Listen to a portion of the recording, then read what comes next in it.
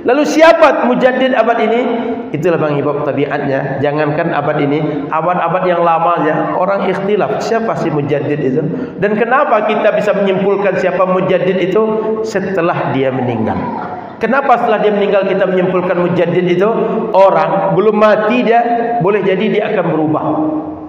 50 tahun hidup dia taat, tinggal 1 hari lagi, 1 hari itu dia tidak taat, mati dalam keadaan su'ul khatimah. Sehingga rata-rata ulama yang disebut mujaddid itu orangnya sudah meninggal semua, baru kemudian diuji, kemudian dinalar, kemudian ditengok siapa sih mujaddid. Sekarang tengok siapa yang sudah meninggal ulama di zaman ini yang terkenal. Ada Syekh Muhammad Sa'id Ramadan Al-Buti, ada Syekh Wahbah Az-Zuhaili, ada Syekh Yusuf Al-Qaradawi, masih banyak ulama yang lain. Mungkin satu di antara mereka itulah mujaddid di abad ini.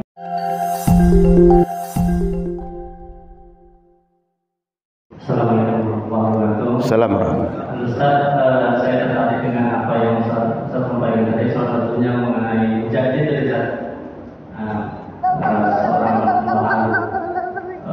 Bagaimana kita mensikapi atau mengetahui seseorang itu mujaddid yang itu Ustaz sampaikan, dan atau kira-kira untuk yang dalam waktu dekat ini siapa mujaddid?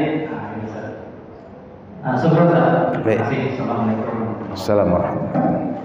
Mujaddid itu oleh kata Nabi itu may yujaddidu dinakum, bukan memperbaharui agama, tapi memperbaharui bagaimana menjelaskan, bagaimana menerangkan kepada umat konsep agama ini.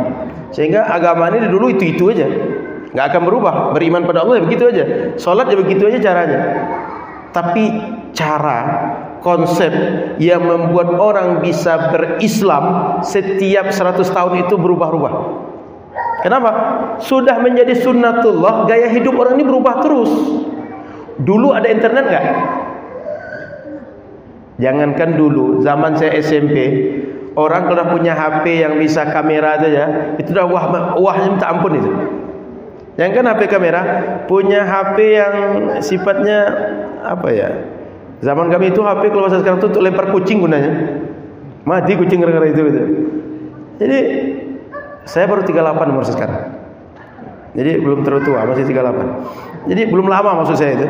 Bahwa HP kemudian internet ini baru belakangan. Dulu tak ada orang bicara tentang live streaming ini. Dulu tak ada orang bicara tentang YouTube lalu monetisasi, lalu uangnya untuk apa? Tak ada orang bicara itu. Maka setiap 100 tahun ada yang akan bisa menjawab itu. Dulu di zaman Nabi tak ada muncul berbagai apakah namanya sekte, ada Mu'tazilah, ada Khawarij, ada Asy'ariyah, ada Salafi, ada Wahabi, ada Syiah. Itu enggak ada dulu. Sehingga di zaman Nabi enggak perlu jawaban itu. Tapi begitu masa-masa berikutnya muncul itu, maka perlu menjawabnya. Begitu juga, dulu tak ada Tatar menyerang, tak ada perang salib terjadi, tak ada dulu penjajahan negeri kita dan segala macam. Lalu kemudian setiap masa terjadi perkembangan, terjadi perubahan perilaku, maka perlu ada orang yang mampu menjelaskan agama bilisani qaumiha, dengan lisan umat di zaman itu, dengan daya nalar mereka, dengan kebiasaan mereka, dengan adat mereka, dengan kemampuan mereka di zaman itu. Itu maksud tajdid itu. Jadi jangan kira agama ini diperbarui. Enggak, agama itu aja. Yang diperbarui apa? Cara mengemas agama dipahami orang, cara mengemas agama diamalkan orang, cara mengemas agama ini dipahami dengan orang, cara mengemas agama ini ketika ditulis dalam buku dia menjadi sebuah panduan untuk orang berliterasi. Kira-kira itu tajdid itu. Lalu siapa mujaddid abad ini? Itulah Bang Ibab tabiatnya. Jangankan abad ini, abad-abad yang lamanya orang ikhtilaf siapa sih mujaddid itu. Dan kenapa kita bisa menyimpulkan siapa mujaddid itu setelah dia meninggal? Kenapa setelah dia meninggal kita menyimpulkan mujaddid itu? Orang belum mati dia, boleh jadi dia akan berubah. 50 tahun hidup dia taat, tinggal 1 hari lagi, 1 hari itu dia tidak taat, mati dalam keadaan su'ul khatimah. Sehingga rata-rata ulama yang disebut mujaddid itu orangnya sudah meninggal semua, baru kemudian diuji, kemudian dinalar, kemudian ditengok siapa sih mujaddid. Sekarang tengok siapa yang sudah meninggal ulama di zaman ini. Yang terkenal ada Syekh Muhammad Sa'id Ramadan Al-Buti, ada Syekh Wahbah Az-Zuhaili, ada Syekh Yusuf Al-Qaradawi. Masih banyak ulama yang lain. Mungkin satu di antara mereka itulah mujaddid di abad ini. Saya boleh jadi ada nama di luar itu. Artinya mereka yang sudah meninggalnya itulah yang akan dianalisa oleh ulama abad ini, siapa yang mujaddid itu. Kalau ditanya saya, Bang Ibu, tidak tahu saya siapa mujaddid itu. Dan sampai sekarang ulama belum menyimpulkan siapa mujaddid di abad kita ini. Tapi mudah-mudahan kita berjumpa dengan para mujaddid itu, sehingga ketika kita berjumpa, kita termasuk orang yang dapat pencerahan agama, sehingga agama di zaman ini tetap kita mampu berpegang kita dengannya, meskipun berat untuk berpegang dengan agama itu.